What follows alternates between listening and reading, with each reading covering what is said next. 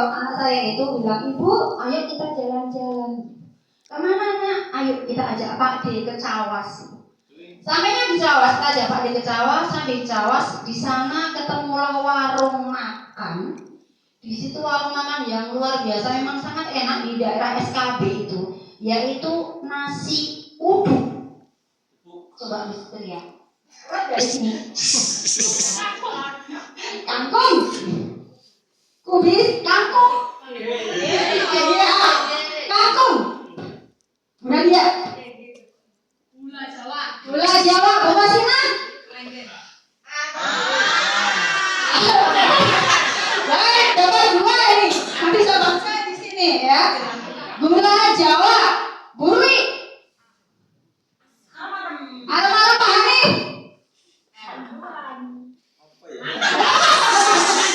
Oke, Pak Jono. Apem.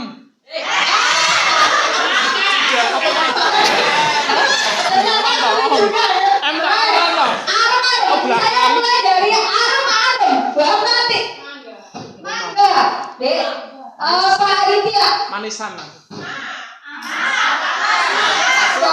asam Bu Siti, Mendoan. Mendoan, Bu Nangka. Nadia, Nangka. Mendoan enak saya. Nanas, Pak Jumati, Semangka. Semangka Bagus. Anggur. Sudah tadi yang beda. Anggur. Oke, ayo. Anggur. Ayam. Budila ngendika ayam Bu Maria.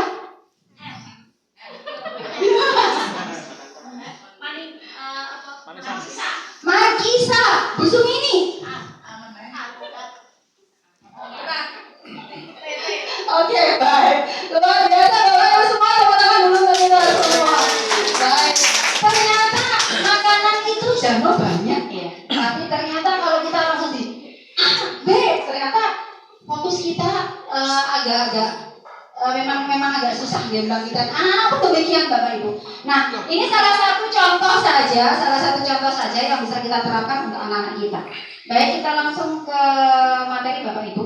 Nah, tujuan aksi nyata saya hari ini adalah yang pertama adalah membagikan pemahaman saya mengenai budaya positif. Kemudian yang kedua, nanti ada sedikit membagikan beberapa hal yang sudah saya terapkan di sini. Beberapa hal, hanya membagikan saja Bapak Ibu, bukan berarti itu contoh yang harus ditiru, tapi itu hanya berbagi pengalaman saja.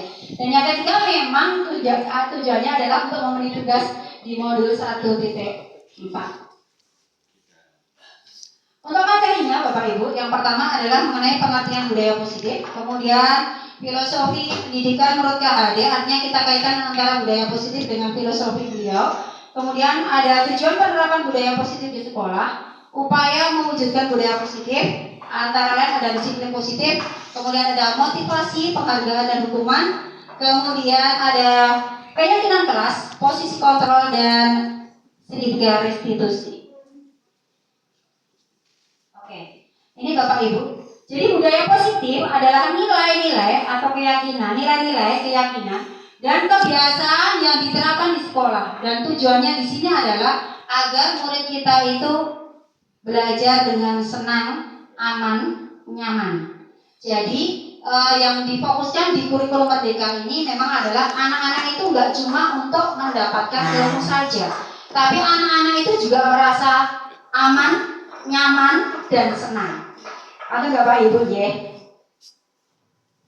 Nah, terkait dengan hal itu, menurut Ki Hajar Dewantara bahwa pendidikan itu menuntun. Jadi kita di sini itu hanya menuntun Bapak Ibu, tidak bisa merubah.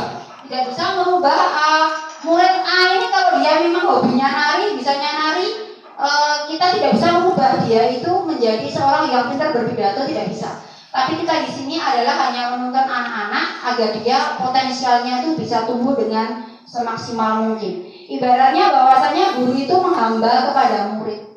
Jadi kita itu kalau pelayan dalam tanda kutip artinya bukan melayani mengambilkan makan minum, bukan Bapak Ibu ya. Bapak Ibu saya juga sudah perso. Kita di sini anak itu maunya bagaimana? Itu artinya kalau biar pintar itu mereka itu ya mereka tetap senang, nyaman, tidak merasa tertekan gitu. Kemudian guru itu diibaratkan sebagai petani yang menanam benih. Artinya kalau benih jagung itu ditanam ya tumbuhnya jagung. Kita nggak bisa merubah benih jagung itu menjadi padi. Jadi intinya Bapak Ibu bahwasanya kita di sekolah di sini memang merdeka itu bukan berarti merdeka tanpa aturan itu boten, tapi memang kita itu merdeka dalam hal mengarahkan anak didik kita bagaimana agar mereka bisa tumbuh dengan maksimal. Nah, jadi seorang guru harus memiliki nilai dan menjalankan perannya untuk